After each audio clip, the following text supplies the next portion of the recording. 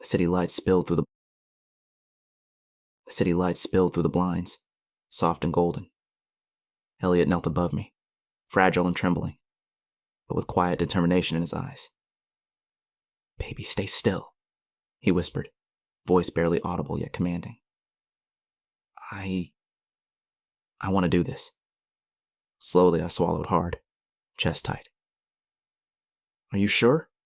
I asked, hands hovering near him, instinctively protective. "I don't want you to regret this." He shook his head gently, brushing a strand of hair from his face. "I won't. I promise." "Just trust me," I nodded, barely trusting my voice. "Okay. I trust you." Fragile, gentle, and yet he was taking control, intoxicating. He pressed forward slowly, guiding the pace with tender precision. Each movement was deliberate, careful. Fragile hands on my chest, a soft murmur in my ear. "Tell me if it's too much or if it hurts," Elliot breathed, lips brushing mine, eyes wide and earnest. "I want to feel every reaction." And yet, as his trembling hand steadied me, memories flickered. Not of a lover lost, but of a wound I'd carried since childhood. Mother left when I was 8. Father. He didn't know how to hold me.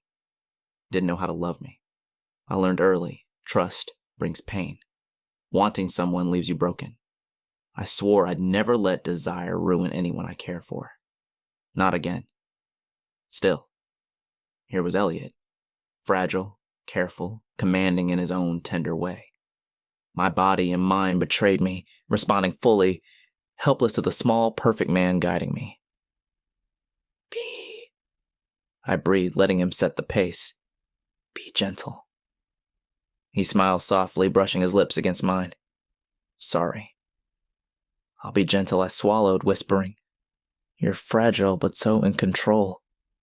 He chuckled softly, lips brushing my ear. "Fragile?" "Maybe. But I want you to feel safe with me." Minutes passed in quiet intensity. Elliot's delicate dominance, the pretty orchid guiding everything, was intoxicating. His gentle touch, careful rhythm, soft instructions, and whispered reassurances made every nerve in my body alive. For a few stolen moments, nothing else existed. Just him. Just us. The world outside, the press, the family expectations, the endless obligations could wait. Elliot's fingers traced the lines of my chest, his voice soft, almost trembling. "You feel this too, don't you?" I pressed my thumb to his hand, holding him close. Always. Even as we surrendered to each other, my mind couldn't fully relax. Elliot's family would come for him soon. The woman chosen to appear as his fiancée would be at formal dinners, public appearances, and rehearsed smiles. Protect him. And yet, I can't hide how much I want to be with him. The room held us in quiet tension, a fragile fire burning between us.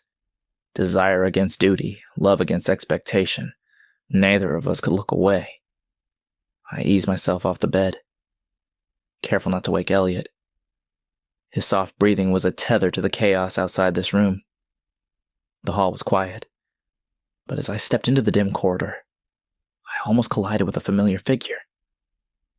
"Dave?" Luca's eyes widened.